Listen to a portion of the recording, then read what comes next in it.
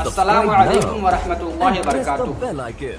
معزز ناظرین، یوں تو مقتدی پر امام کی پیروی لازم ہے، لیکن 4 ایسے مقامات ہیں جہاں پر امام کی پیروی مقتدی پر لازم و ضروری نہیں ہے، بلکہ حکم شرع یہ ہے کہ اگر امام کرے تو مقتدی نہ کرے۔ نمبر 1، جب امام سجدہ زائد کرے یعنی 2 سجدے کے بعد تیسرا سجدہ کرے تو مقتدی نہ کرے۔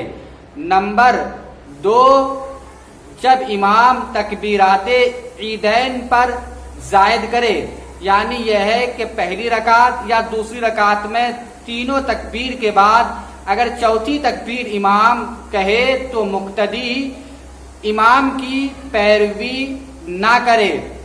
تیسرا مقام یہ ہے کہ نماز جنازہ میں اگر امام 5ویں تکبیر کہے تو مقتدی امام کی پیروی نہ کرے۔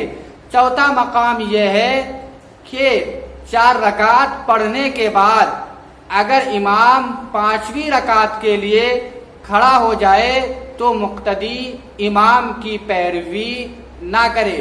مجھے امید ہے یہ مسئلہ آپ کو سمجھ میں آ گیا ہوگا۔ پھر ملتے ہیں ایک الگ بیان اور مسئلے کے ساتھ، تب تک کے لیے خدا حافظ۔ السلام علیکم ورحمۃ اللہ وبرکاتہ۔